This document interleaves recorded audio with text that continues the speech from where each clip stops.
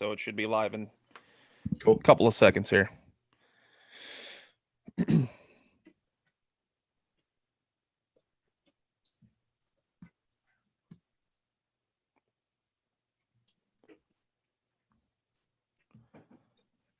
All right, we're live. Good morning.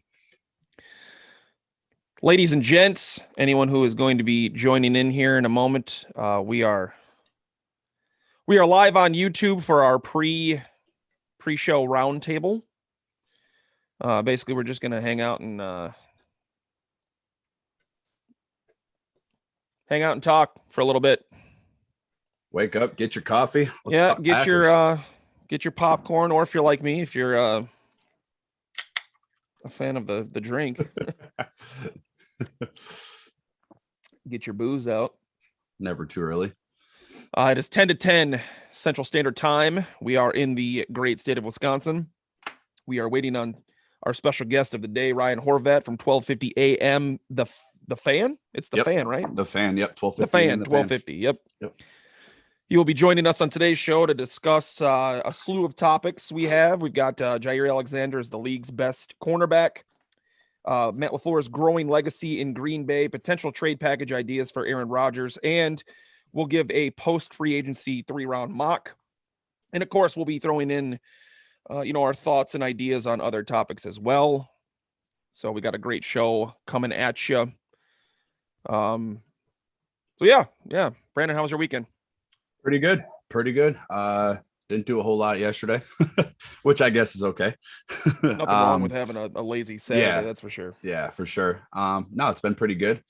Waiting for this weather to fully warm up and get out there and enjoy some fishing and grilling and all the fun stuff that Wisconsin offers in the summer, the short summer that it is. I am remodeling my bathroom, and yesterday was a day from hell. Holy crap, dude.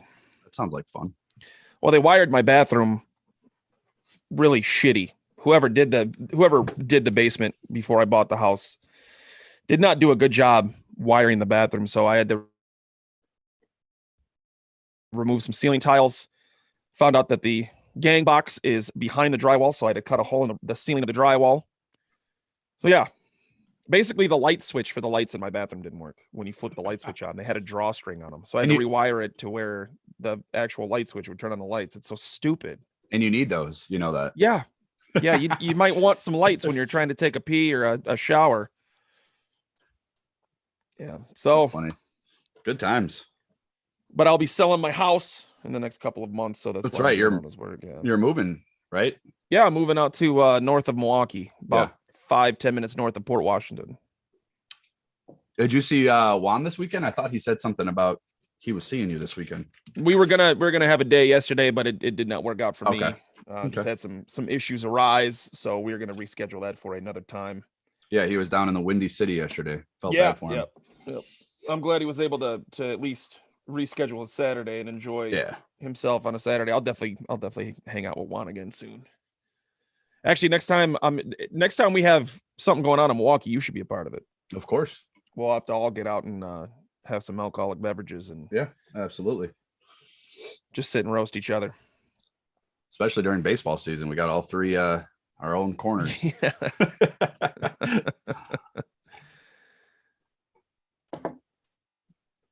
Let's see. We got 3 watching. 3 are watching the stream. Don't forget, I also will be reading out comments, so do not be afraid to give us a shout out in the comment section. Just don't bash my boy Aaron Rodgers. I got to jump on other. Yeah, last time that happened, you jumped on a podcast with authority. You were coming fists of fury when you jumped on that. Juan got so mad at us, like we were contradicting. It was just. Oh, that's just Juan. I know. I'm just messing with him. I know he's watching. He better be watching. He said he was going to be watching. So, Juan, if you're watching, I hope you had a good day yesterday. And I'm actually going to I'll throw Horvat a message and say, hey, if you want to hop in, we're ready.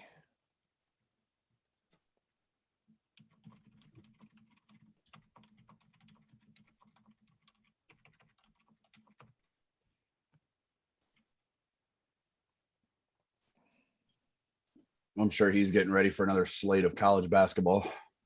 He's Me too. I'll have that on all day. What a couple of good games yesterday. I'm a little disappointed that Loyola couldn't pull it off. I know. I was mad, and Oral Roberts too. I was rooting for him. I cannot believe Oregon State, every game that they've had in this tournament so far, they'll go up by 17, 18 points. Mm-hmm. Then they lose that lead down to 2 or 3 points, and then they somehow finish the game. It's like way to get your fan base's blood pressure boiling for pretty much every game you play in. It sounds like the Packers, if we're being honest. Or the Badgers of years past. Yeah, absolutely. Those of you tuning in, we are just kind of sitting here hanging out for a couple of minutes. We are waiting for Ryan Horvat from 1250 The Fan out of Milwaukee. He will be our special guest attendee. I don't know what the word is for that. Special guest participant. There we go. Participant works. Let me get my. You see, this is why I need dual monitors. That's what I'm going to be doing. Dual monitors is my next purchase. Yeah, I thought I was cool when I bought a MacBook, and apparently you can only have one monitor hooked up to the MacBook. The new one. Really? Yeah. Yeah, but the one thing, because I had the Mac computer where like everything was built into the monitor. Yeah. I had that, and I miss GarageBand so much. Yeah. Oh my God, was GarageBand amazing? That's what I used to edit my podcast when I first started potting, was GarageBand, and it was incredible. It's really cool that it comes, standard with it. I like it. There's Juan. Morning, Juan. Hope you are feeling wonderful. I saw you had a great day down in the Windy City yesterday, so glad you were able to have fun. He just commented, "Morning, fellas. Have a good show." He's probably drinking his morning coffee. He's got us on his TV in the background. So Juan's a good guy. For those of you that may not know, Juan is the director of the Discussion Brawl podcast. Make sure you give his channel on YouTube and, of course, on Twitter a follow at Discussion Brawl. That is a podcast that I am a part of, and our own Brandon has made appearances on before. So make sure you give them a follow as well. We're just still waiting for Ryan. So hopefully any minute now. One of the best podcasts, 4 or 5 guys jump on there and discuss everybody from different areas, different backgrounds, and discuss the issues at hand that we deal with every day. It's a really good podcast. I would highly recommend it. More than just sports. It's discussion, life, politics, economy, social issues. I mean, anything and everything you could possibly imagine. It lives up to the name of the podcast, Discussion Brawl. So yeah, definitely check that out. Oh, really good. Let's see. All right. I'll probably just start recording at 10, maybe a minute or two after, just so I can get the ad reads out of the way and stuff. And then if he hops in, for a little bit. Yeah.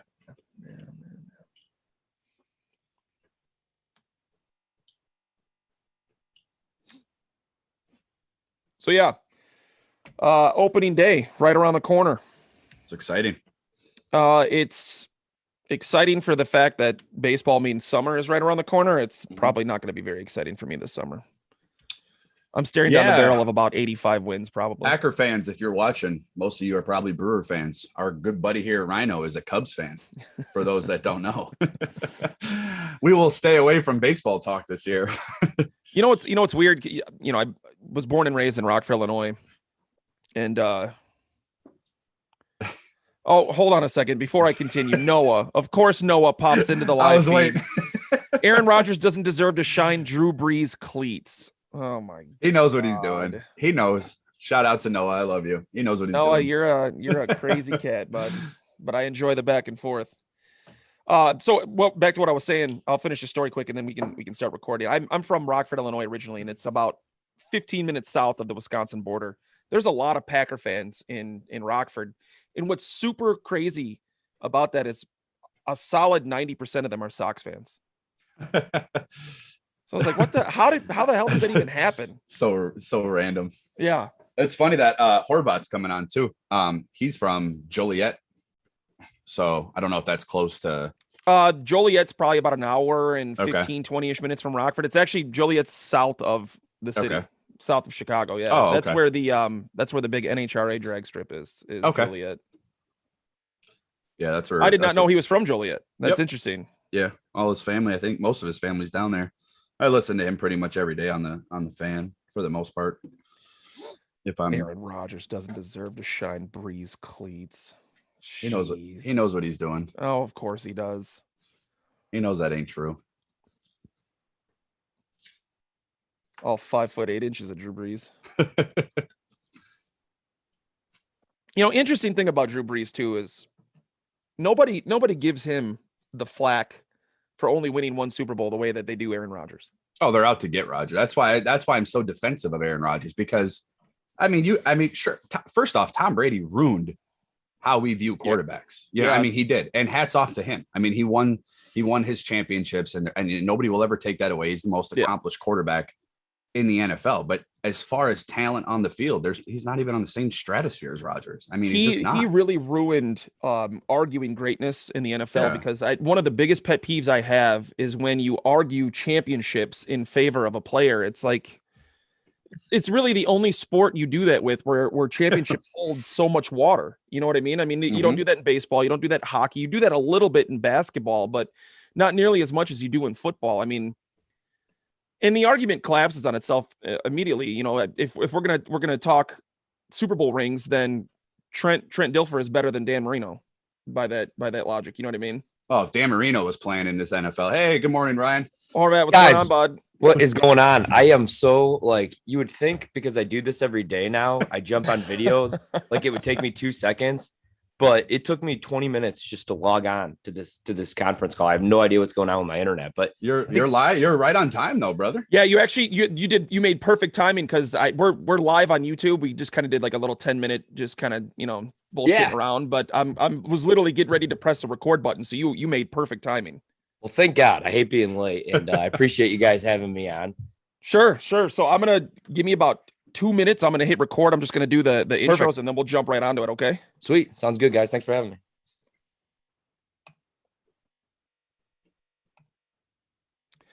All right, ladies and gentlemen, welcome to another installment of the Packers Brawl podcast, powered by our friends over at DraftKings and Manscaped. It's March, and college basketball is heating up. Thanks to our partnership with DraftKings, you can take your best shot at picking a matchup with 100-1 odds now through tip-off of the college basketball national title game on 4/5/21. DraftKings will be offering 100-1 odds on any matchup from the Sweet 16 through tip-off of the national championship game. Just go to dkng.co/Brawl March. Head over there to their sportsbook promos page, click boost the event, and you'll be on your way. Again, just go to dkng.co/Brawl March for your chance at 100-1 odds. Eligibility restrictions apply. I am your host, Rhino. You can find me on Twitter at Sports Talk Rhino. Of course, my co-host, Brandon. You can find him on Twitter at Wisco_Brandon. And of course, the Brawl page at Packers Brawl. We're joined by our special guest, Ryan Horvat, out of 1250 The Fan in Milwaukee. You can find him on Twitter at Ryan Horvat, Horvat. Ryan, what's going on, buddy? Hey, guys. Thanks for having me. Happy Sunday morning. I've been watching a tremendous amount of college hoops, but I'm not going to lie, man. I miss the Packers, so I'm glad that you guys asked me to come on this podcast, because this offseason, there's a lot to break down, obviously, although some people would argue that the Packers aren't doing a whole lot. I've been really satisfied with this offseason, to tell you guys the truth, considering financially what they were able to do and unable to do this offseason. So bringing back Aaron Jones, I'm happy about it. I know they say don't pay a running back. I think Aaron Jones is more than just a running back. And then I'm not as disappointed with the Kevin King move as most. Now, did I want Kyle Fuller? Absolutely. But I think a 1-year prove-it deal for Kevin King, if he could stay healthy, I think it's going to work out just fine. But I'm excited to talk some Packers with you guys. How are you guys doing, man? Doing great. We're doing great. Yeah, thanks for coming on, Ryan. I appreciate it, man. Well, thanks for having me. Actually, that was the question we wanted to lead with before we got into the topics of the day, or what your thoughts are on the offseason so far. I mean, you're 100% satisfied with the direction the team is going in right now? It's funny, because I was the guy that was complaining all of last season, because last season I did want a wide receiver in the draft, like most, because it was the deepest wide receiver class. And I thought if you could move up, if you could get a Justin Jefferson, which everybody continues to say, well, they could have moved up and get Justin Jefferson. We don't even know that they could have, but they did move up to get Jordan Love. But T. Higgins was available. Obviously, Chase Claypool, who had double-digit touchdowns last year as a rookie.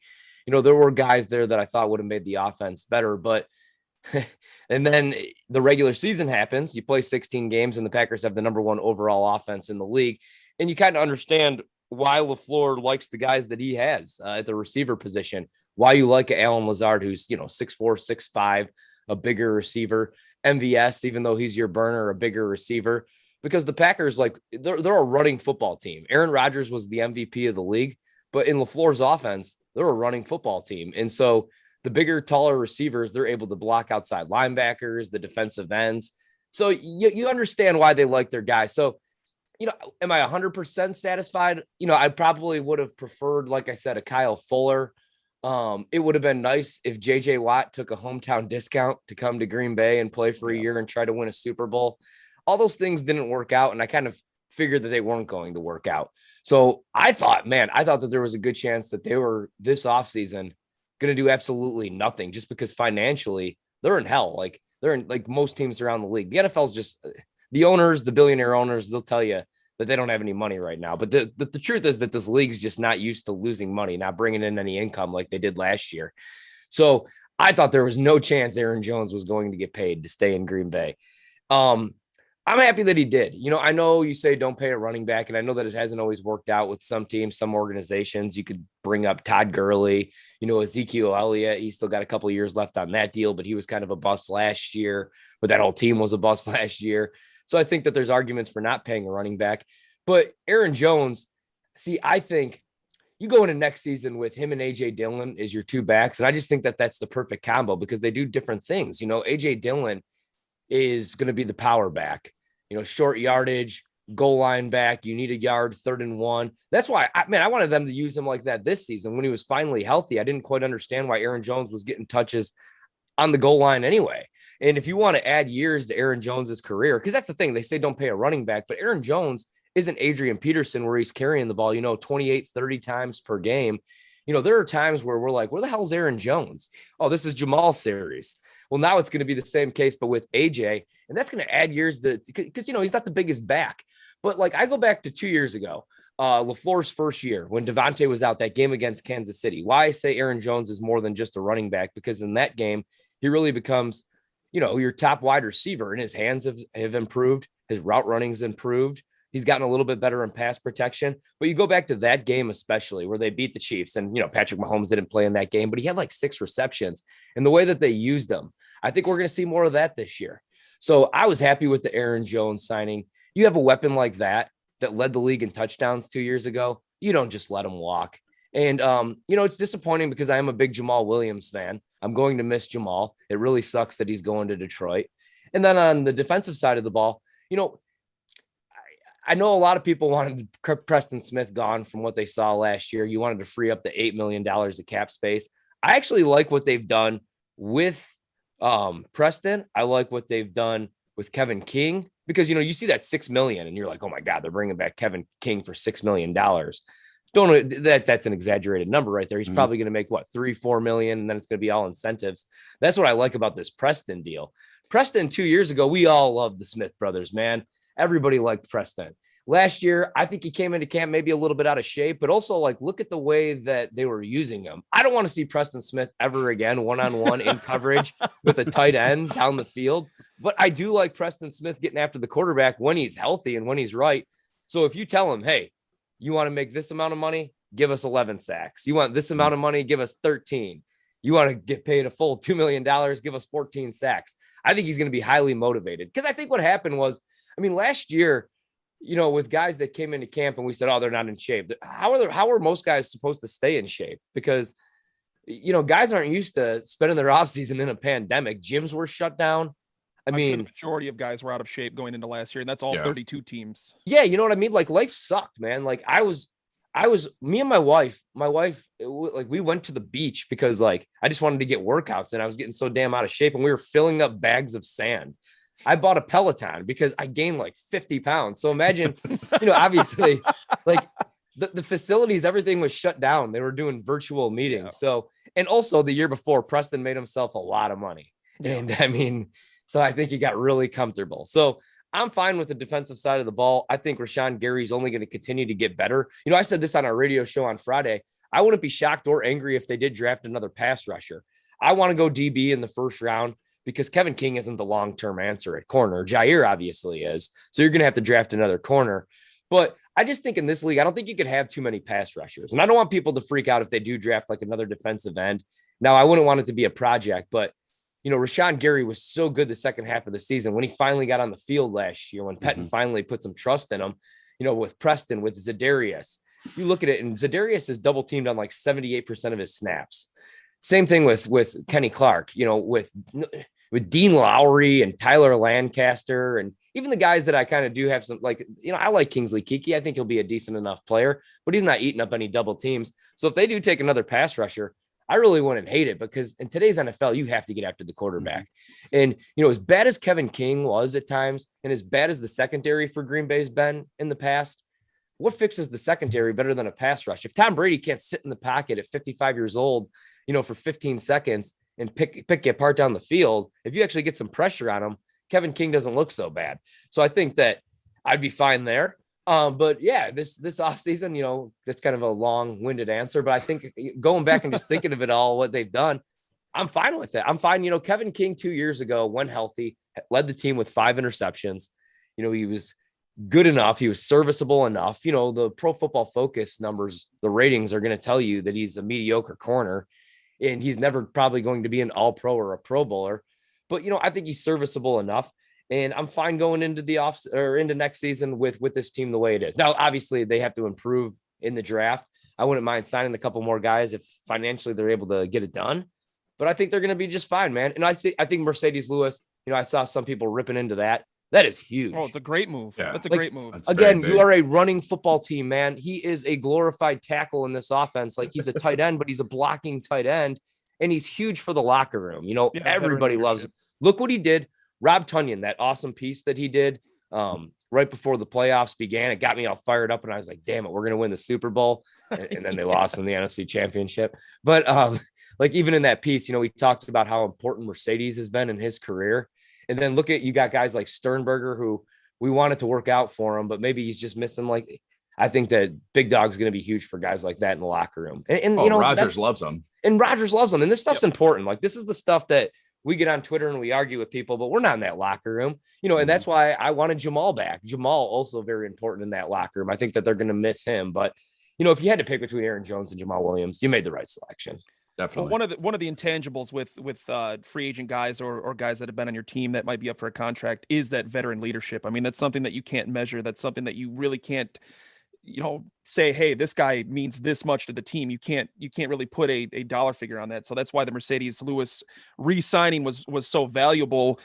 You know, as far as Kevin King is concerned, I believe he's going to be a bridge cornerback. I believe, you know, I don't even see him being the starter all year this year, right? Whether they draft a guy or maybe someone below him starts to play a little bit better. But speaking of cornerbacks, we're going to start our first segment off talking about Jair Alexander and where his status in the NFL is. Is he cornerback 1 in the NFL? Brandon, I want to start with you on your thoughts. Do you think Jair Alexander is the NFL's best cornerback? Oh, I don't think it's honestly up for discussion, to be honest with you. I mean, you're talking about a guy who's like, he's still on a rookie deal. He's still a brand new, not brand new, but he's, you know, pretty close to being a brand new player in the NFL, 3 years in the NFL. I get it. People are wanting his interception numbers to come up, and I understand that. I do too, but he doesn't get targeted. Nobody throws it his way. He was targeted 68 times last year in the course of a whole season. I mean, that's remarkable. I mean, I know Jalen Ramsey gets all the hype and Xavier Howard down in Miami, but I mean, if I'm being honest with you, an undersized guy, you know, he's only 5'10", 185 pounds. I'm taking Jair Alexander. He's a dog, man. That guy's ready to fight. He goes up against Allen Robinson twice a year, Adam Thielen twice a year, Stephon Diggs when he was here, Kenny Galladay when he was here, and he's only given up 2 touchdowns last year. I mean, that's remarkable. I mean, I don't think it's up for discussion. I mean, you're talking about a guy who also completely shut down Calvin Ridley, who was on a tear leading up in that week 4 matchup against Atlanta. I mean, I think, you know, his completion rate is phenomenal. He's only given up 50.7% of completions. I don't understand how he didn't get all pro. I know he got second team, but I mean, that's a whole nother debate. But I think I'm completely on board with Jair. It's going to be an expensive offseason when his time comes. But I think he deserves every penny, and kind of off the Kevin King thing. I mean, and you could also make the argument with Adrian Amos. I mean, people rag on that Kevin King deal, like Ryan and Rhino said, it's not $6 million. And even if it is, who cares? You still have arguably the best secondary with Darnell, with Adrian, and then Kevin King and Jair Alexander. I mean, there really isn't a hole in that secondary. But to go back on that, Jair Alexander, I do think he is the best in the NFL. I mean, as far as the division goes, he goes up against some of the best talent consistently in the division. Adam Thielen, Stephon Diggs, and Galladay and Allen Robinson. I know a few of those guys aren't there anymore, but yeah, the numbers speak for himself. He's the highest PFF grade in 2020 at 90.7. I don't see how anybody can make the argument. I'm completely a homer and completely biased, but I'll tell you like it is. And Ryan, I know you're in the same boat. He is the best cornerback in the NFL.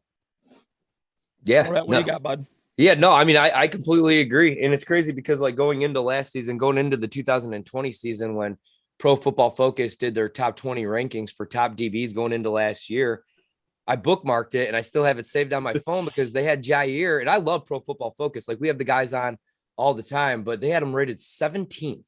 Guys they had over him. I saw that too. Gilmore, I'm fine with. Casey Hayward, though, at his age, and I love Casey Hayward. Like, let's bring Casey Hayward back to Green Bay, back home. Totally.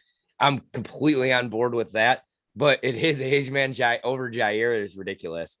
Chris Harris Jr., Marlon Humphrey, Marcus Peters, they had Marcus ranked over. Peters. Like, come on now. What are we doing here? And it's because I get it. It's like Brandon said, he's on a rookie deal. I don't want to say like he's not flashy enough because, man, that's why I love Jair. He's like that classic, like Dion shut down, cocky corner, talks a lot of trash. But I think that the reason nobody really takes notice is because he does his job so well that, like Brandon said as well, nobody targets him. Like, he's never going to lead the league in interceptions, and that's a good thing because nobody targets him. Look, how about the NFC Championship game? The fact that he had 2 interceptions on Brady in the second half and the plays that he made. Now, one of those was overthrown, I know, but still, like, that's what happens when you do go to his side. And every week, you'll see the matchups and you'll be like, where was Calvin Ridley? Did he play? No catches, 2 targets. Oh, that's Jair Island right there. Jair was on him. So I think that's the thing is the interception numbers he's never going to have 7-8 picks in a season. I shouldn't say that. Maybe he will. Maybe teams will start to test him. But it's just like, remember when Rodgers would go against Seattle, against the Legion of Boom defense, and he would never go to Richard Sherman's side. Nope. Like later on, like in the NFC Championship game, he did a couple times, but he would stay away from that side. And that's what people do with Jair, and that's why obviously that's why you got those games like the NFC Championship game where Kevin King just gets picked apart because nobody's going to target whoever Jair's on. So yeah, in my opinion, man, right now he is the top corner in the league. And I think people will probably start to take notice here. And I think the smart people, the smart football minds, I think they already have taken notice that he is one of the best, and he's only going to get better. Like, that's the crazy thing. He's going to make a lot of money. It's going to get expensive to keep him around, but whatever he wants, you give to him because, he's going to make Jalen Ramsey type money. It's going to be interesting to see, how they use him now with Joe Barry as the defensive coordinator, because in his press conference, he talked about how he likes that star corner, which is really just a nickel corner, but that's what Jalen Ramsey played for the Rams, is he traveled a lot. Like we saw even in the playoff game, where Devontae goes in motion, here comes Ramsey in motion, and that play that he got really pissed off on. I want to see who they're going to use in that spot. It's not going to be Kevin King, most likely. Is it going to be somebody that they draft? So it's going to be interesting, but I think that Jair is only going to have a bigger year this year. So yeah, he's my top corner in the league right now. I think one of the things that really pole vaulted Jair Alexander forward this year. He's a great press man coverage kind of guy. He's going to be all over you. He's going to body you the entire length of the field. But what really made his game take that next step was his development in the off coverage. In 2019, you saw Jair Alexander play press man coverage the majority of the time, but this year you saw a lot more off coverage. He was off the ball and he was still able to track the guys that he was with at an elite level. You're talking about Mike Evans Calvin Ridley, AJ Brown, Allen Robinson twice, Thielen and Jefferson twice, and only giving up 330 some odd yards for 16 games. I mean, what more can you say? You guys already went over the stats. So yeah, that development of his off coverage is really what pole vaulted him forward into the number one spot. I think it's very close at the top, but I think his season kind of separates him from the next, 2 or 3 guys in terms of being cornerback one. So yeah, you guys hit it on the head. It's going to be expensive, but we've seen in the past what has happened with the Packers when they've let guys walk. Micah Hyde to Buffalo, Casey Hayward to San Diego, and you saw what happened to the secondary the very next year. The secondary struggled. Yeah. And the Packers really aren't outside of their quarterbacks and their offensive linemen, they're really not a let's pay our elite guys elite money kind of team. You haven't seen that a whole lot. So hopefully the tide is turning with that. I mean, you did see him give a running back somewhat elite money. It has the potential to be elite money. I really hope they do the same going forward with Jair, and I hope they keep him in Green Bay. He has a Hall of Fame career in the making right now. So yeah, definitely cornerback number one. Do you guys have anything else to add in terms of Jair Alexander? No, you know what? I think that, when people were tearing into the Kevin King thing, also, I think that Jair loves playing with Kevin King, and so do all of his teammates. And that's another reason I'm excited to bring this whole secondary back, man, is that those guys really do like each other. And you saw it even like last year on Instagram after the game. I'm a loser like that, and I always check what like everybody's has to say, because tell us the real reason you're on Instagram, Ryan. Kylie Jenner. No, I'm kidding. No, because I wanted to see, I like to always see like if Mercedes Lewis was going to be like hell of a run, hell of a career, I'm hanging it up. And sometimes guys will do that on social media. So I remember Kevin King was like, keep that same energy that you guys have towards me today, next season, and blah, blah, blah. And I was like, you saw it in like Preston, and everybody under the comments was like rooting for the guy. And I think that, that stuff is important. You don't got to be best friends in the locker room to win a Super Bowl. But I'll tell you, man, like the last 2 years, everybody in that locker room has been getting along since LaFleur's taken over. And they've went 13-3 and been a game away from the Super Bowl the last 2 years. Whereas those last couple of years under McCarthy, those were unlikable teams. I love the Green Bay Packers, but those were some unlikable teams that were hard to root for at the end there. So I think that Kevin King coming back is also big for Jair. And I think that, another year, also another thing I'll say really quick on Jair is another year of Darnell Savage Jr., like another year of experience for him. Look what he did the second half of the season, because having good safety play is huge for your corners as well. So I think the entire secondary only gets better here. That's why I'm so jacked to watch Jair coming up this season. And speaking of that locker room relationship that this team has, it's something that you've really seen skyrocket over the last 2 seasons after the Mike McCarthy era. And I think the biggest reason for that is Matt LaFleur and his ability to bring guys together from all kinds of different backgrounds, different playing abilities. It was one whole locker room this entire season. It felt like they were all friends. They all got along. They all had each other's back. So, speaking of Matt LaFleur, he's really gotten off to a rocket launching start in Green Bay, 2 back-to-back 13-3 seasons, 2 back-to-back NFC Championship game appearances. What is his legacy going forward in Green Bay? I mean, have we reached the ceiling already, or does he have a lot more potential to go in terms of, where he's going to end up in the history of this franchise? Yeah, I really hope that we haven't hit the ceiling yet. I think that we need a couple Super Bowls from him, and then he'll probably have a street named after him. I think that that's coming. But I mean, you look what he's done these first 2 years, and it's crazy because nobody really talks about Matt LaFleur. Obviously, Aaron Rodgers was the MVP of the league. The Packers were the number 1 offense. Jair's starting to get some recognition. After Kenny Clark got that deal, the national media kind of noticed, oh, okay, this guy's pretty damn good. But nobody talks about Matt LaFleur, and I think that that's been proven in the Coach of the Year voting the last 2 years. And I don't get it, quite honestly. I think that he should have been Coach of the Year this year, to be quite honest with you, because, you look at the season that Rodgers had, but also you look at the run game. They go 13-3.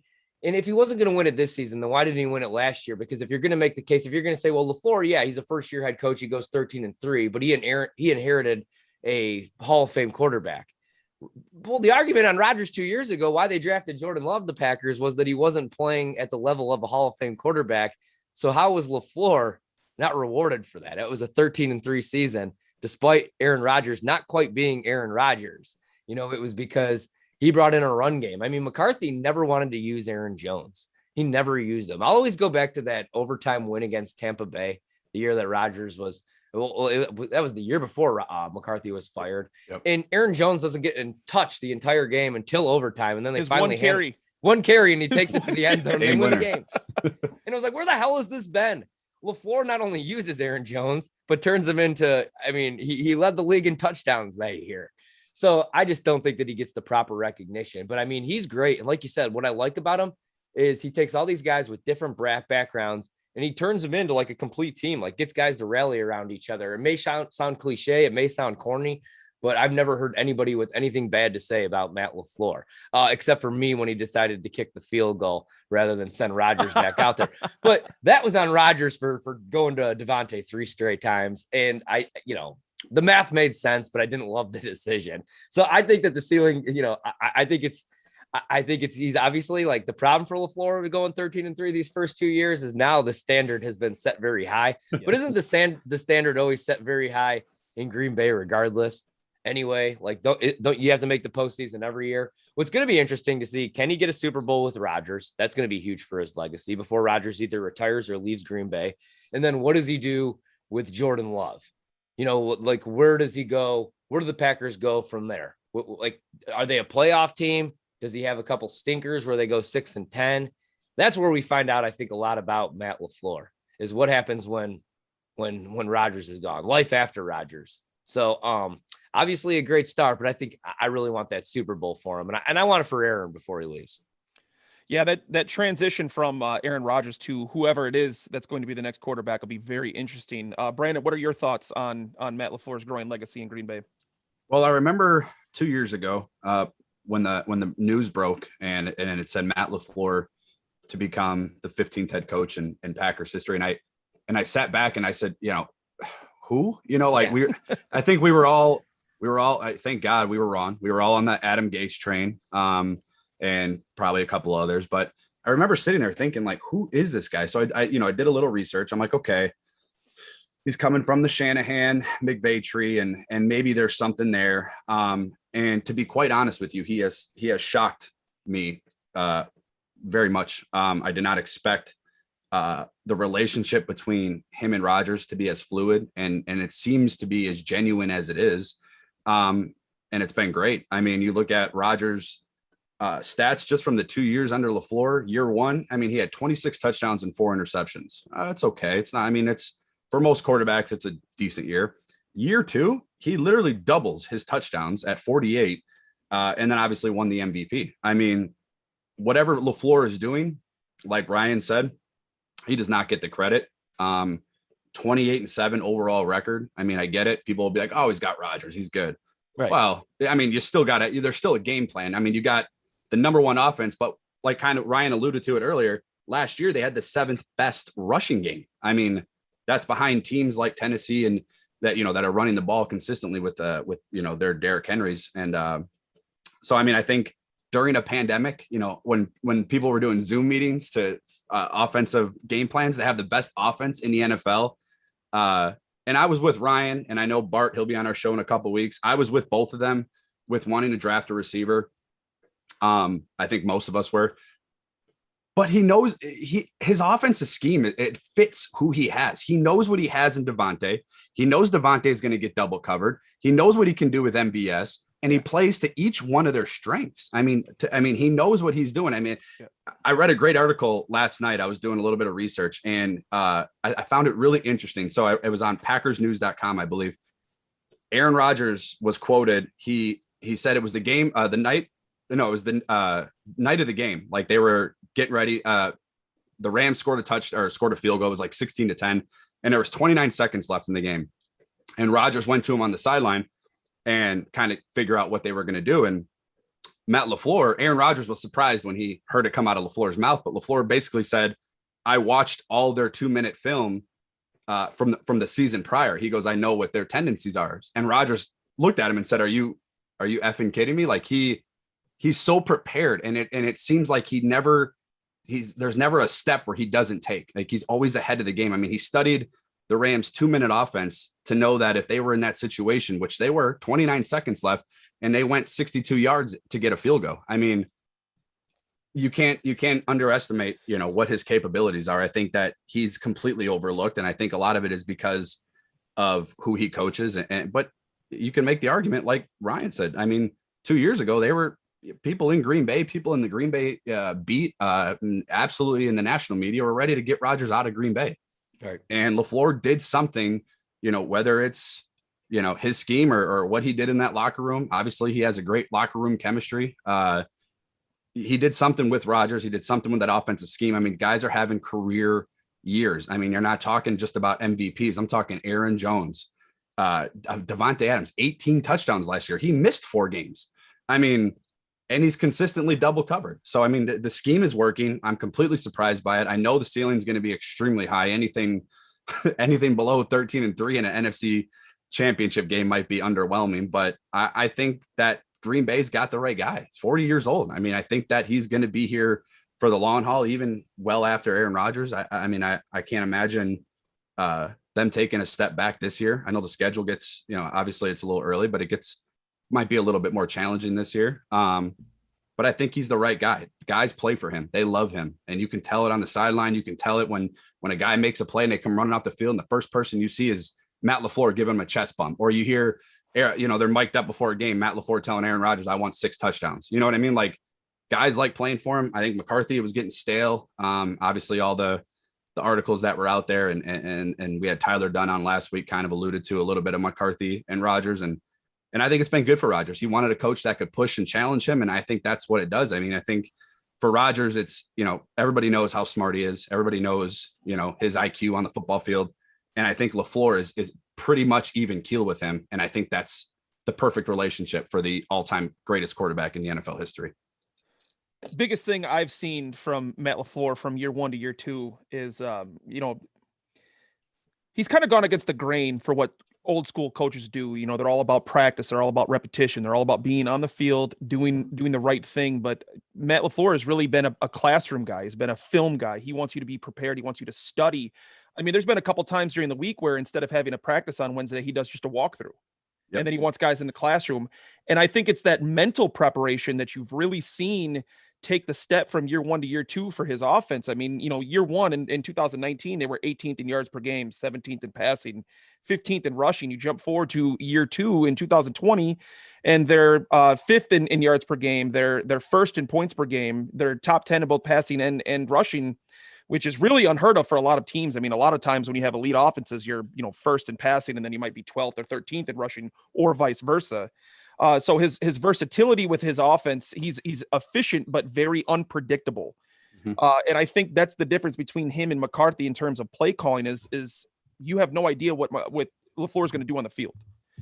Yes, he does love running. He does love his tight ends, but I mean, Aaron Rodgers had one of the greatest seasons of all time. So it's very unpredictable, but it's something that the guys absolutely love participating in. I think that mental side of preparation is just as important as the physical side. I mean, you can rep as many times as you want, but if you don't truly understand what it is that you're taking the repetitions on, doesn't matter. You're gonna fail anyway. So, absolutely love his game plan. I love his preparation style, and I think he's done wonders for the locker room. And you see that on and off the field. And like Ryan pointed out earlier, looking at Instagram, I do the same thing. I do it on Twitter, where I look at these guys' interactions with one another. They're tagging each other in funny stuff during the off season, or, they're posting pictures of them together. They did something, or, out in the community, what have you. But the level of positivity with this team has been at an all-time high, something we probably haven't seen since the 2014 season when Mike McCarthy was around. I think also, with LaFleur, like the X's and O's, and like you said, he's a student of the game and the preparation. That's what makes him so great. But also, look what he's brought to the offense, and look what he's done for Rodgers. He has Rodgers doing things that Rodgers didn't want to do just early in his career. Even stuff that we always blame McCarthy for, like pre-snap motion. Then it turns out, Rodgers is like, well, I never really like to use it either. And then LaFleur comes over. Look how important just little stuff like that is. If you want a Sean McVay, everybody talks about Shanahan, and I love Kyle Shanahan as well. I do. Not those 49ers teams, obviously, but just I could watch him call a game. I actually like watching him call a game more than McVay. And McVay's great too. Don't get me wrong. I want to see what McVay could do now with a real quarterback. Yes. He's made Jared Goff a lot of money, and he made Yes. Jared Goff look really good. I promise you guys, Jared Goff, I said this to Bart, who I do my show with. I said, Jared Goff will not be the starter week 7 in Detroit. He won't. He can't You're throw only the giving ball. it 6 weeks. Yes, he can't throw the ball, guys, 25 yards down the field. McVay realized that after week 14, there was a game where they lost to Arizona and Goff was terrible. The next 3 weeks, Goff didn't throw a ball over 25 yards, yet still had 300 yards passing because everything was just like dink and dunk, scheme your way down the field with Robert Woods and Cooper Kupp. But that's a LaFleur offense. So like, if you want to make things work, and that's been the best part about it. And so, with LaFleur, like, I just think that he's only going to continue to get better because the little things that he does wrong, the mistakes, I think they eat him up. And I think that like, for example, the one thing was in-game adjustments. That's where he struggled year 1. I think he was much better year 2. The only knock I have on him in that NFC Championship game, it isn't even taking the field goal. He's came out and he said it 3 weeks ago. He wishes that he had better communication with Aaron Rodgers. I just wish Rodgers knew, okay, this isn't 4-down territory where if I try to go to Devontae 3 times here and we don't even pick up 1 yard here, we're kicking 3. And then I got to rely on the defense to get me the ball back. And that may not be the case. And then I think that maybe changes his mind state. Maybe then he does run it in and we don't crush him for not running it in, on the goal line. So I think that was the only knock I had in that game is I just wish that those two on that drive, the biggest drive of the season to go to the Super Bowl, had better communication. And I think it's something that he'll learn from. He's still young. He's only 40 years old. So, but yeah, that's the one thing that I've noticed is like, he's made, he brings over a real NFL offense because it was so tired and boring under McCarthy, but also he's got guys to buy into it. Like he's got everybody to buy into it. He's got all of his receivers love blocking down the field. How many NFL wide receivers want to do what Matt LaFleur asks of them? That's why maybe we don't want guys like, as much as I wanted Will Fuller and guys like that, maybe we don't want them because I guarantee you they're not going to want to block down the field the same way that Allen Lazard, MVS, and EQ do. Yeah, I mean you make a phenomenal point about that. I mean, those are great talents, but I think there was something behind the scenes that we may not know that they know. Maybe they weren't a great fit for the Matt LaFleur system. So right. I wasn't entirely devastated when guys like Will Fuller and these other wide receiver options were signing with other teams. We're bringing the entire offense back, minus one offensive lineman. So I'm not quite worried about the offense yet. The defense might be a little bit of a question mark for me, but the offense I'm 100% confident in going forward. Now, 25 to the hour here in the Packers Brawl podcast. Remember, we are powered by our friends at DraftKings and at Manscaped. This tournament season, take care of your hair and holes with the best tools for the job. We're talking about our sponsors, Manscaped, the global leaders in male grooming from head to toe. When the clock winds down in March, be clutch and avoid the upset with the Manscaped Performance Package to keep all of your hairs and holes tamed. Start care for your man parts with 20% off free shipping by going to manscaped.com and using the code BRAWL for our exclusive offer. I got to tell you, Manscaped has some of the best advertising I have ever seen in my entire life. It's so hard not to laugh when I read their ad reads. They have some of the best advertisements, man. I absolutely love being able to read Manscaped. So going forward, the next segment, we've been talking about Aaron Rodgers quite a bit. We're going to actually have a little bit of a controversial topic here, but it is something that I do want to discuss. It is an important conversation to have, especially this season, in terms of this potentially being Aaron Rodgers' last run in Green Bay. Now, there are a lot of looming signs that point to the real possibility of Aaron Rodgers being traded after this season. I mean, the $22.4 million cap hit that they will save after 2021 is the largest, and the lack of any kind of extension or restructure that they've really been able to do with Rodgers this offseason. So I want to talk about potential landing spots and potential trade packages you could see for Aaron Rodgers going forward. Ryan, what are some teams that you could potentially see Aaron Rodgers playing for next year? For next year? Oh, that's a great question. If they had to trade him, I don't think that he would stay. Obviously, he's not going to stay in the division. I don't know. I don't even know that he would be in the NFC, to be quite honest. Some fits for him, man, that's a great question. I don't ever want to think of him in another jersey, but if he had to be in one, I mean, obviously I don't want him in the NFC, but him going back to San Francisco, I would love to watch Aaron Rodgers in a Kyle Shanahan offense. I think that would be a lot of fun. Look what he did this year in a LaFleur offense. I mean, everything Rodgers was so damn good off the play action this year. I think he threw 16 touchdowns and no picks off play action. That's the other reason is he didn't get hit this year at all. And you got to give a lot of credit, not only to the offensive line, but also to Matt LaFleur's play calling. So we would need a nice play caller like that. Man, that's a great question. If it wasn't going to be in San Francisco or in the NFC or with McVay, with the Rams, obviously, because they went with Matthew Stafford there. I think maybe Denver. I mean, John Elway always wants a quarterback. They always have a defense. They have some weapons. I think Denver would be a good fit if you wanted to get another Super Bowl. Man, that's a great question, though. I don't really know. You're forgetting one team that specifically did not make a big move at quarterback this season, and they'll have the payroll next season, and that's the Evil Empire in the Northeast. Who am I missing out on here? I'm stuck too right now. The Patriots. Oh, yeah, New England. Yeah. Good call there. Yeah, I can see that. Man, I would love that, actually. Hey, if we can't have Aaron Rodgers, I'll give him to Belichick because at least he'll treat him nice, we know.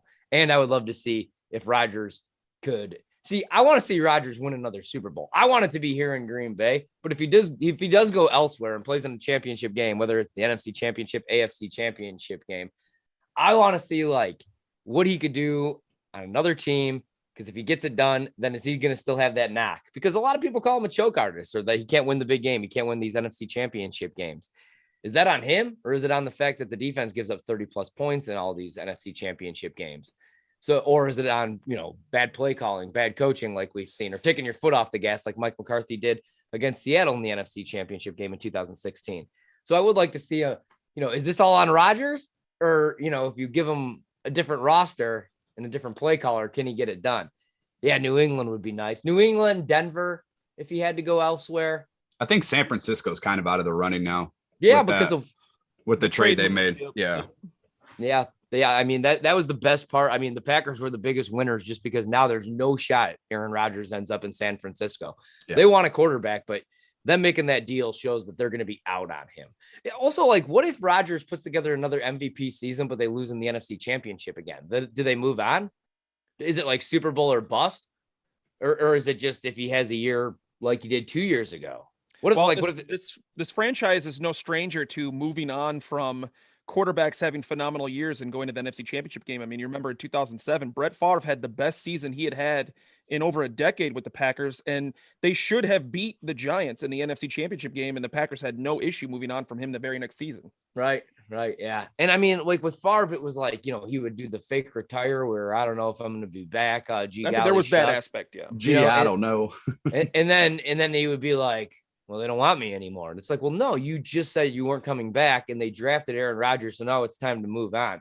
See, that's the big question is I just cannot see them moving on from Aaron Rodgers, but this offseason shows you maybe that's the plan, but what do you do with him then? Like, where do you trade him? You don't want him in the NFC because I mean, the Packers aren't rebuilding anytime soon, even if they are going to move on from Aaron Rodgers. Because if they're going to rebuild, why did they pay Aaron Jones?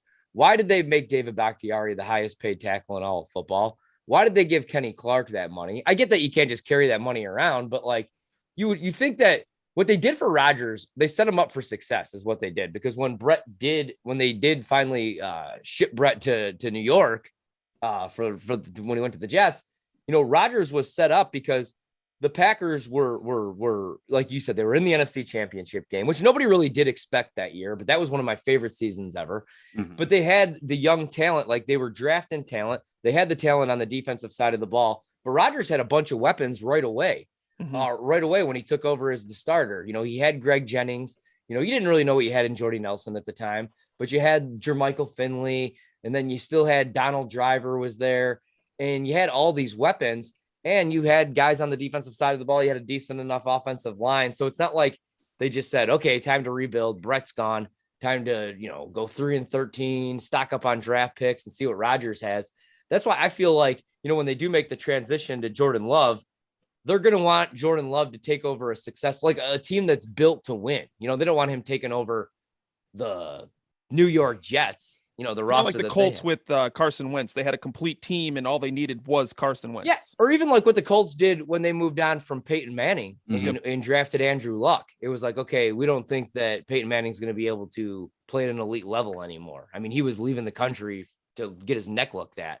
And you had the number 1 overall pick. You had to go Andrew Luck. He was a can't miss prospect. So they did that, but he still had all the weapons, and they still had success right away. Luck was going to the playoffs. So I think that's kind of the situation they want to put Jordan Love in. Hopefully they give him a better offensive line than Andrew Luck had in Indianapolis, because there's a reason he's retired at 30 years old, because they kick the crap out of him every week.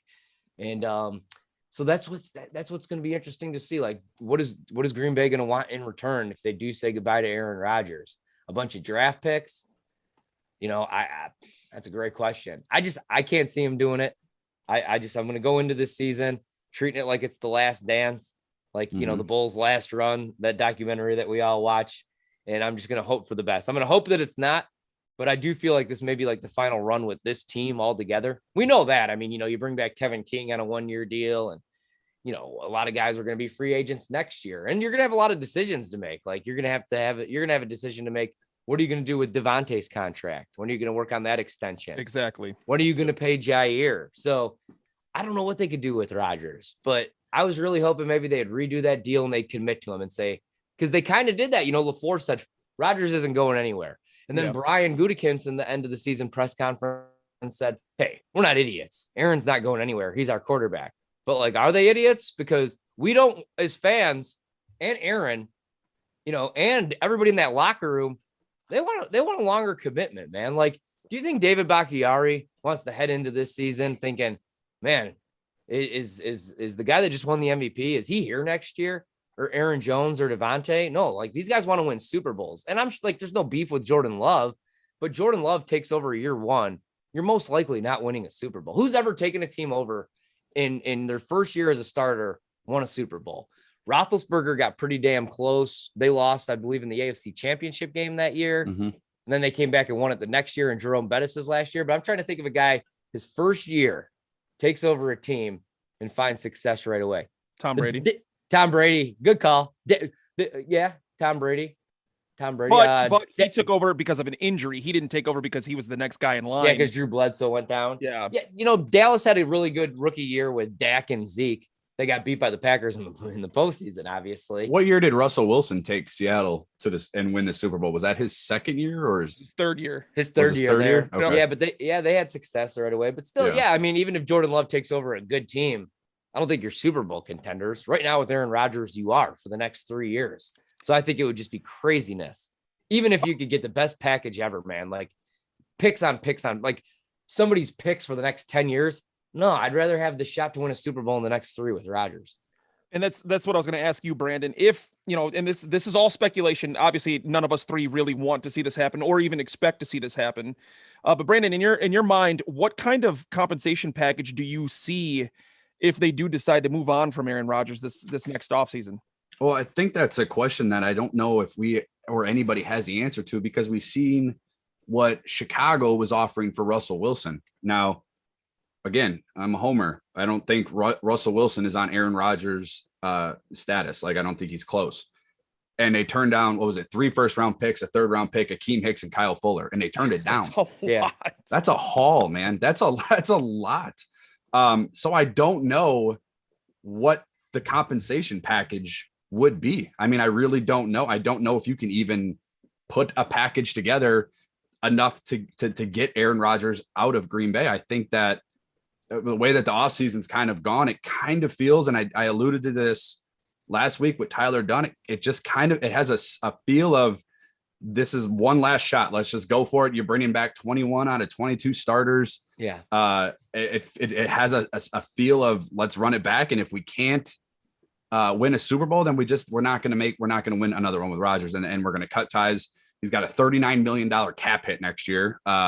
So maybe this is like the final year, and maybe they, I don't know. I don't want to say just cut him and not trade him. I think they're going to want to get something for him, but what do you ask for? I mean, he's a 3-time MVP. He's the greatest thrower of the football. I mean, what is really a realistic compensation? I mean, give me 10 first-round picks. I still don't know if I'd be happy with it.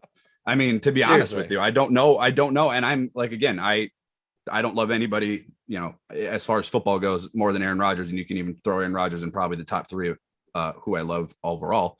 But I just don't know. I don't know what you could ask for. I don't know what teams are going to be willing to do. I know teams in the NFC North. I know if you jump on Bears Twitter, they're drilling, waiting for Rodgers to be free. I mean, they would do nothing but love him in Chicago. So, I mean, I don't know. I think it's a question that I don't think we really know. I know Michael Silver, he was on the Wendy's Big Show this week. He says both sides are motivated to do an extension. So I don't know what that means. If that's, more of a cap relief, for this year and next year, or if it's they have realistic plans, because you traded up a couple spots for Jordan Love for a reason. We all saw Matt LaFleur's reaction when they drafted Jordan Love. I didn't like the pick at the time. We don't know what we have in Jordan Love. We know what he did in Utah State. It wasn't all that great, but they saw something in him. There's a plan. Green Bay always has a plan. Right. That's the reason they've had the sustained success they've had for 30 plus years.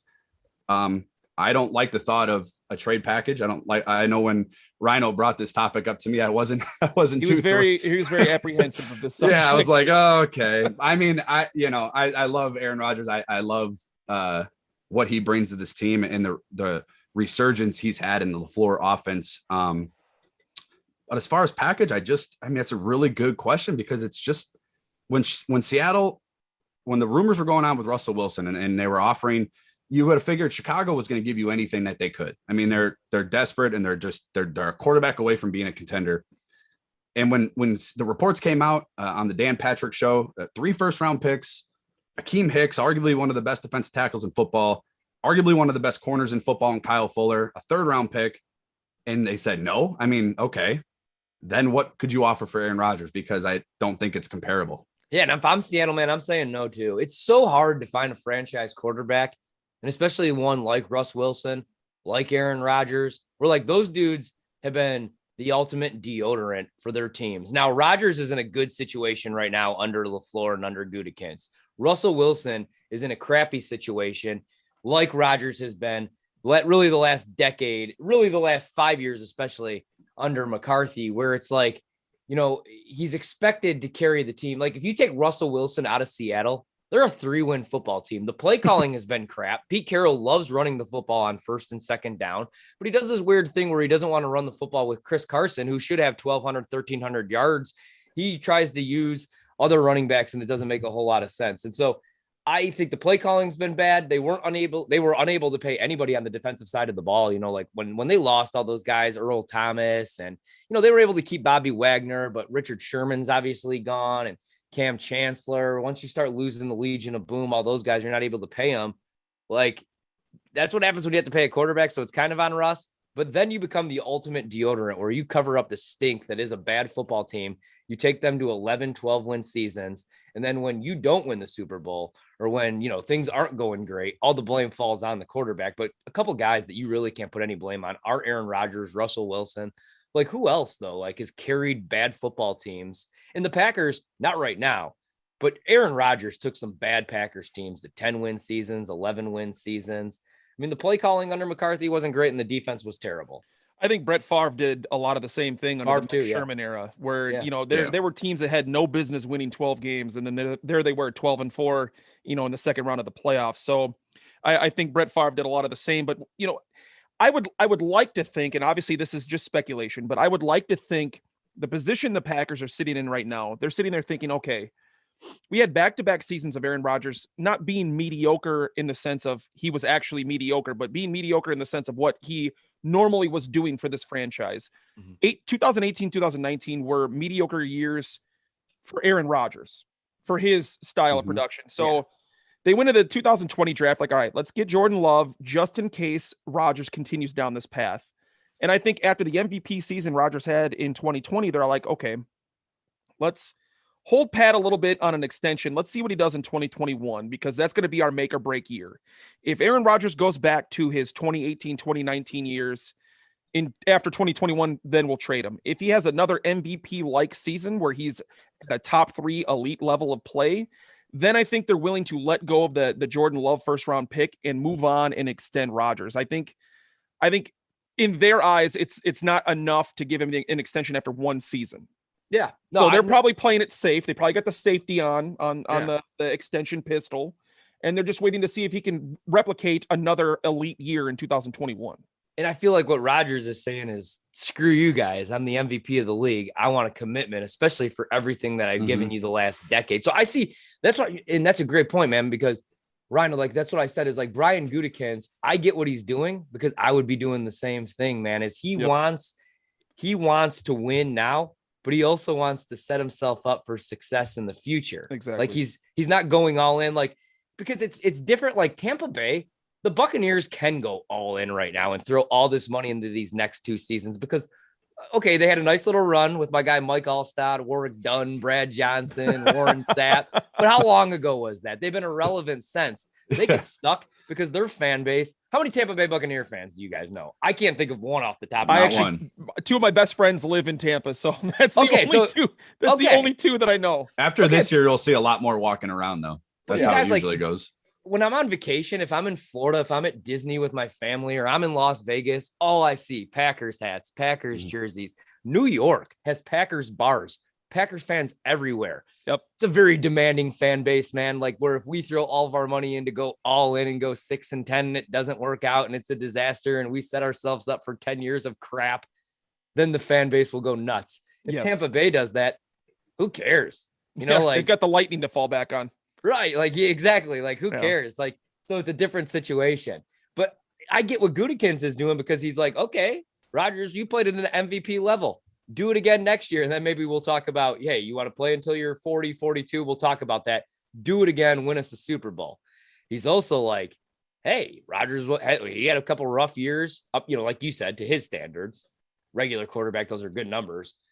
Hey, he goes back to that. We move on to Jordan Love. We got a quarterback that we moved up on in the first round. We got a nice roster to surround him with to ease him into things.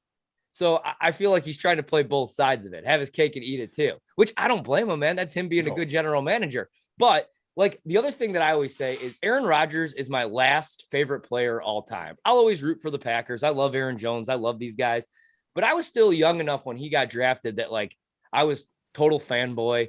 And when everybody hated the pick, I loved the pick because he could have went number 1 and Alex Smith went number 1. He felt it. You had to take him, you know, guys. And so like, I always wanted him to get a chance. And I loved Brett. Brett was my first favorite player all time. Brett Favre got me into football. I had every Favre jersey, the trading cards. I have the damn books. You know, it broke my heart. I bought a Favre Jets jersey. I could not do the Vikings. Then I hated Favre, but I loved Brett even in New York, man. The stuff that came out, I was like, okay, whoa, maybe I don't love Brett as much as I thought, but I loved Favre, but man, I bought into Rodgers right away. And so part of me not wanting to move on will always be the fanboy in me. Like that's the last guy. Like I have his fat head in my room. Like I have his jersey. I probably won't, I don't buy many jerseys. I bought a Zadarius and a Preston for me and my kid. I thought that was kind of funny to get the Smith brother ones because I had to get him one last year. But Rodgers is like my last favorite player of all time. And that's why this is such a touchy subject. And that's why I feel like wherever he does end up, I'll have to root for him. Even if it's in the NFC, I'll have to root for him. Oh, for sure. I'm not rooting for him if he puts on a Bears jersey. I'm sorry. I love Aaron Rodgers to death. I don't think he's going. I don't think he'll ever go. I'm with you there. Yeah, I don't think he'll stay in the division if it's up to him. I would prefer Chicago to Minnesota. Maybe we could have that conversation another day. But like, why he is begged to retire as a Packer. You know, his legacy, like publicly, like on multiple shows, like you've heard him get very emotional when talking about it. How do you not love and root for and want that guy, like want to die with that guy as your quarterback? Like nobody wants to live in Green Bay, Wisconsin. Like, let's be honest. Like, we can't draw free agents here. We can't. Emmanuel Sanders. You know, Allen Robinson chose to go play with Mitchell Trubisky just because he wanted to go to a bigger market and live in Chicago. For $500,000 more. That's it. That's it. He chose Mitchell Trubisky over a Hall of Fame quarterback because it's Green Bay. Yeah. And now he wants to bitch and complain that he's never played with a quarterback. That's on you, dude. And you know what? Some of these guys, everybody's like, hey, what do you think about Allen Robinson? Don't want him. Emmanuel Sanders, don't want him. Hey, you made your bed. Go lay in it, man. Yep. You could have came here. Maybe that's the meathead football fan of me coming out. But hey, you didn't want to come here? Go play with washed up Drew Brees. Go try to catch balls from Mitchell Trubisky. That's fine with me. But with Rodgers, man, here's a kid from California. We call him people knock him. California pretty boy. He's soft. He's not soft. I've never seen anybody play an entire season with a broken leg. I've never seen anybody beat the Bears with a broken leg either. And he's just begging to retire as a Green Bay Packer. And this organization won't commit to him, won't let him do it. And I get it's a business, but I also think that's BS, man. I do.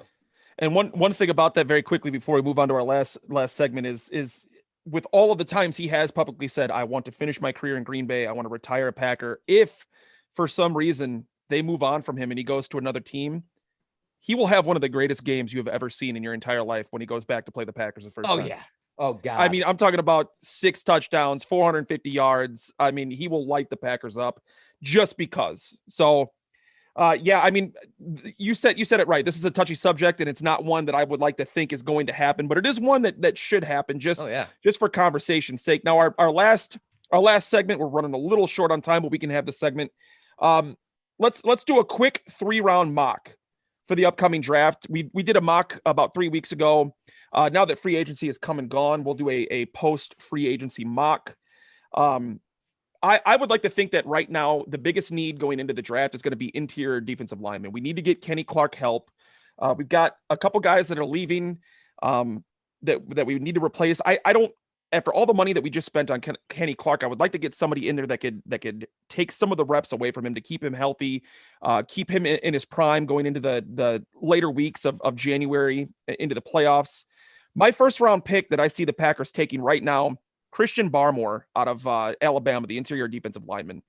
He's a guy that can really shut down the run. I think he could be, a 30-40% defensive snap kind of guy year one. He can really take that pressure off of the edge rushers, your Zadarius Smith, your Rashawn Gary, your Preston Smith. And I think that would probably be the best possible pick that they could make going into the first round. No, I could, you know what, my man, I like that as well. I'll give mine, but I really like that. And I kind of have been bringing that up, and you know what, people have, not everybody's on board with us, man. I don't know why. This defensive line, you got to get some help for Kenny Clark, right? I've been saying that for the last 2 years. I said that after the NFC Championship loss to San Francisco 2 years ago, where they got gashed and gave up 300 yards on the ground. I don't get why that wasn't a bigger need right then. That's why I bashed the Jordan Love pick. That's why I didn't love the Josiah DeGuara and AJ Dillon pick. People thought it was because I just wanted the flashy wide receivers a little bit, but also I was like, we just gave up 300 yards on the ground to a third string running back. We need some help for Kenny Clark. So I like that as well. I want Greg Newsome. I know that right now, if you look at a lot of these boards, most analysts, Daniel Jeremiah, I believe as well, has him as like the 3rd or 4th rated corner. I think he's going to be one of the best. Now, Surtain, there's some flashier names maybe, but I love the Big Ten corners. Greg Newsome's been great at Northwestern. You already have Darnell Savage Jr., you have Jair, so you're set in the secondary. I feel like if you have him, Kevin King 1-year deal isn't really going to affect whether or not you draft the corner. I just, I think that if you draft somebody like him, I think that he could play inside. He could play on the perimeter. And I think that then you're able to move Jair. Well, we'll see what they're able to do. Again, I can't really talk about what they're going to do defensively scheme-wise because I need to see what Joe Barry brings to Green Bay. Yes. I saw what he did, with the Rams, obviously, but this is going to be much different than a Mike Pettin defense. I want to see how much they blitz. Are they going to play more man? But that's who I want right there. I do want to go DB in the first round. Brandon, what about you, bud? He listed your boy. I know you've been all in on Newsome. I know, and Horby is my guy. Me and him are pretty much eye to eye on most things. I did have Greg Newsome. I love the 6'1". I love the 4.31 speed. But I'm kind of like a late bloomer. I fall in love with these guys pretty much because of their 40 times. So if I can't get Greg Newsome, I don't know if you guys saw it. I think it was Friday. Micah Parsons, linebacker out of Penn State, 4.39. I know, the 40 times are sometimes irrelevant. We saw what Devin White did to Green Bay in the NFC Championship game. We saw what he did all year in Tampa Bay. I love Micah Parsons if he's there. I don't know how this draft board is going to fall. A lot of trades obviously have transpired, and I think we're probably going to see more as it gets closer and probably on draft day. I wanted to I had a feeling where Horvat was going with Greg Newsome. I love Greg Newsome. You talk about a cornerback, like I said, 6'1". He allowed a quarterback rating at Northwestern of 3.7. I mean, that's unheard of. I mean, that's remarkable. playing in the Big Ten. I mean, he's used to the weather. I know we always, some people like to downplay the weather. I think it plays a factor. He knows what he's getting in Green Bay. He played for a hard-nosed coach. So I think he'd be very, very well fitted. And like you said, Rhino, alluding to the Kevin King signing, it would be a bridge, to bring Greg Newsome into Green Bay. And then you pair eventually Newsome with Jair, maybe if you decide to take a step away from Kevin King, and then you got two really, really good cornerbacks and foundation in your secondary. So if I can't have Greg Newsome, I think I want to go Micah Parsons. I think the lack of speed, I know Chris Barnes, had some flashes last year. The lack of speed on defense just bothers me. Yeah. It just always seems like we're always a step behind, or, whether it was Pettin, and I know people like to rag on him, and fair enough. But yeah, I'm excited to see what Joe Barry brings. I'm excited to see, we'll see where this defense is going with this draft, because I think it's going to be a heavy defensive draft for the Packers, because I think the lack of size on the defensive line, the lack of talent, primarily outside of Kenny Clark, is very noticeable. And then the linebackers. I mean, when you run a 3-4, your linebackers are your bread and butter. And if you don't have speed in the middle of the field with your linebackers, you're like Ryan Horvath said, you're letting a backup running back run for 300 yards. I mean, the speed at the defensive side needs to be addressed. Speaking of Kevin King, my Kevin King replacement, whether it be day one or later on in the season, comes in the second round. And I apologize if I absolutely butcher this name, but Afitu Melifonwu. Yeah. Quarterback out of Syracuse. I absolutely love this guy. He's actually physically almost a spitting image of Kevin King. He's 6'3", 215. He's got the arm length, but he's got phenomenal athleticism. He is better suited for a zone cornerback, but that is one of the things why I like this pick the most, is because a athletic zone cornerback would flourish in Joe Barry's system. If you leave Jair Alexander in man coverage on one side of the field and then you run a zone for the rest of your defense, this guy would be a phenomenal cornerback. He is somebody that if he didn't start day one, I think you could see him starting probably by week 7 or 8 if Kevin King continues on the trend that he has right now. But I really do like this guy out of Syracuse for the second round, and inevitable Kevin King replacement. Yeah, I like that. I think that in the second round, I'd want to go if available. And if you actually do go DB, now I've seen like Surtain available in some of these mocks. So if you get your DB, and again, I want an interior defensive lineman, I would be fine with another pass rusher. I'd be fine with a lineman, but I do think that I'm going to go back to the wide receiver position only because one thing. So, okay, if Funches is back, another big, tall possession receiver. MVS is your burner, but he's a big, tall receiver that blocks downfield. Allen Lazard, same thing. They need a slot wide receiver. They need a speedy guy. I would like Tylan Wallace out of Oklahoma State. I think that, if you look what he did his last 3 years there, I think that you could kind of move him around. He runs a lot of vertical routes, and I think that that's what the Packers need. You don't need an excellent route runner. You have that in Devontae. You need a guy that runs one route, and that's in the slot, down the field, a burner. You need like a Deebo Samuel really to take the top off of a defense. Imagine LaFleur's offense. Imagine this offense with a 4-3 burner. We've tried to make a lot of these guys like Tyler Irvin as a gadget player. I want like a legit Tyler Irvin, like a guy that could actually make plays, that you use him in pre-snap and it's like, oh, okay, this guy he's not just there, just to kind of like fool the defense. They may actually use him. So that's what I'd be looking for, as another slot receiver. That guy you said it was Oklahoma State, correct? Yeah. Now that's the guy that they also use pretty successfully in the wide receiver option as well, isn't it? Mm-hmm. Yeah, Wallace. Yeah, yes. Tylan Wallace. Yep. Yeah, that would be I would absolutely love that pick. That would be a solid pick. Brandon, what about you for the second round? Well, me and Horvath again are pretty much on spot. I alluded to this, Rhino, in the pre-show roundtable. I fell in love with the 40 time. I mean, going back a couple weeks ago when we did this draft, I had him going in the third round. I don't think he goes in the third round. I'm not Mel Kiper Jr. I'm not sure if he makes it into the second round, but if I had it my way, 5'9", 184 pounds, Elijah Moore out of Ole Miss. His pro day was last week, I think Thursday, Friday. Ran a 4.3 speed. He's a perfect slot receiver. He ran the identical offense to what LaFleur runs when he was in college. He comes from that SEC school, that speed. I just think with the slot receiver, like we said, we're talking about with LaFleur having that option, especially with a guy that runs a 4-3-4, what he could do with the pre-snap motion, what he could do after the snap to confuse defenses and obviously draw away from whatever he's trying to do. I think Elijah Moore would be perfect in Green Bay. And I like Elijah Moore a lot as well. And you said it perfectly. There's a good possibility he doesn't make it all the way to the second pick for the Packers in the second round. My third round mock pick, I finally make it over to the offensive side of the ball, and I really, really hope this guy is here because he's a top 10 first round pick talent. He was set back a little bit. He did not play in 2020 due to the pandemic, and he missed 2019 because of a shoulder injury. But I would love to go after Walker Little out of Stanford, offensive tackle. Now, this is a guy, when he walked on to Stanford in 2017, he was regarded as one of the greatest offensive tackle prospects out of high school that Stanford had ever seen. He was a redshirt freshman starter. And you're not talking about, your Boise State or your North Dakota State. You're talking about Stanford in the Pac-12. To have an 18-year-old kid start at offensive tackle is phenomenal. Now, I know he's a little bit older, but I do believe that this guy has the talent and the mindset to be a top 10 offensive tackle in the NFL.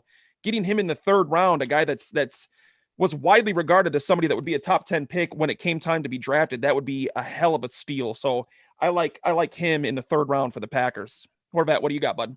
Yeah, you know what? I was talking a little bit about, and you were as well, the defensive line position and defensive tackles, interior defensive linemen. And a guy that nobody's really talking about is Bobby Brown. And, he injured himself celebrating a sack.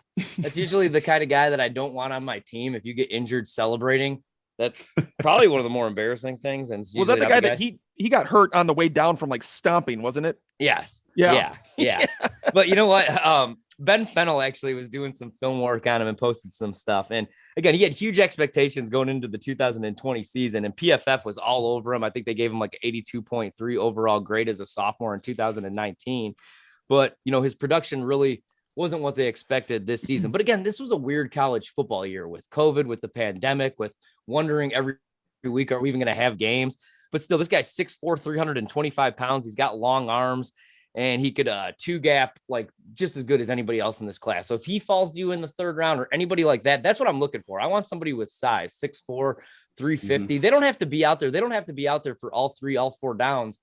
I just want situational pass rushers, situational defensive linemen, and guys that could actually stop the run. Because what has this defense had problems with since I've been born? Stopping the run, covering tight ends, crossing routes. It's the same crap every year. It is. So, I do think that the run defense, I think that's a little overblown. Like, look what they did against Derrick Henry. Look what they did 2 years ago against Christian McCaffrey. Sure, he had 100 yards, but we all went into that matchup. We're like, oh, he's going to run for 200 yards. He didn't. Derrick Henry, all month long, like leading up to that game for 3 weeks, all we heard, Derrick Henry's going for 300 in this game. He didn't. But you know what? We could definitely improve the run defense. That's what I'm looking for. A big 6'4", 350-pound dude. Even if he's playing like 18 snaps per game, he could be a difference maker. And Bobby Brown, I think, could be that. Biggest thing about that too, and we alluded to this a couple minutes ago, the biggest thing is we have to get somebody in there to take reps from Kenny Clark. Kenny Clark cannot be playing 80% of the defensive snaps all year long and then expect him to be that effective in January. Brandon, how about your third round mock, bud? Yeah, perfect segue right now because I'm going Davion Nixon out of Iowa. Love it. 6'3", 305 pounds, really quick off the snap. Cool stat or cool thing about him. He's from Kenosha. I just found that out. Really? But wow. Yeah. So 5.5 sacks last year in the interior line. I think he's developing a little bit more of a pass rush. He is a run stuffer at Iowa, but he is developing obviously with 5.5 sacks in a short college football season is pretty remarkable. So his size is attractive to me. 6'3", 305. I think that you get a good rotation on that defensive line, and it kind of plays into what Micah Parsons in the first round, the 3-4, you got to have guys that can clog up blocks, and Kenny Clark is consistently the only one that's doing it. And what happens, and we see a lot of this, you get Kuechly in there, and you get Dean Lowry and Kyle Lancaster. No offense to them, they're better at their job than I am at mine, but they're not doing anything to help the linebackers in the second level of that defense. So if they're not clogging up the run or the blocks, those linemen are getting to that second, third level, and they're just running right through us. And then, I mean, the play at the defensive tackle needs to be consistent. I think when you get a guy like Davion Nixon, who knows his role, plays it very well at Iowa, again, Big Ten guy, knows the weather, knows how to play, I think that would solidify that position of need. I think the trenches are one of the most important parts of football. I think you guys probably agree with me there. Yeah, and I think that within one of these 3 rounds, I think that it gets addressed. I'm very curious to see if Green Bay, with the lack of free agency moves or recently lack of free agency move, if they're going to be active during trade with the draft with some trades, I'll be curious to see what happens there. But yeah, I'll go with Davion Nixon in the 3rd round. I would absolutely love that pick. I watched his career blossom in Iowa. I hate Iowa quite a bit, so I tend to watch their players and the guys that I think are going to go to the NFL. And I loved Nixon. You could almost use him as an Aaron Donald style interior defensive lineman, where he can stuff the run, but he could also get in the backfield and be disruptive. So that would definitely be something that would be beneficial for the Packers front 8. Ryan, we're going to be wrapping up the show. Did you have anything else you wanted to add, bud?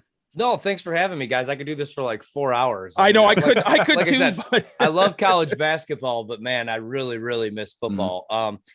Again, I'm really looking forward to the season. I really hope that there's no regression. Again, it's just like you got so close last year. You've been to the NFC Championship 2 straight years. I just really need that Super Bowl, man. But anytime you guys want me on, I'm down to talk football with you. And if you guys, if you guys don't know, and you should know, at Ryan Horvat, he will win you some money. I promise. Ryan, I know, don't be humble here. You can brag a little bit. He's on the morning show, 6 to 10 with Bart Winkler. He's also on the BetQL.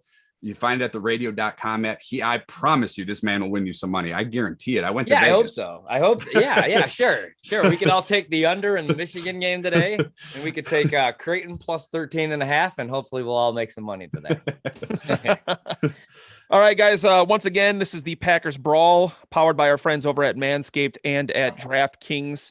I am Sports Talk Rhino on Twitter. Rhino, you can find Ryan Horvat on Twitter at Ryan Horvat. He is a part of 1250 The Fan out of Milwaukee. My co-host Brandon, you can find him on Twitter at Wisco_Brandon.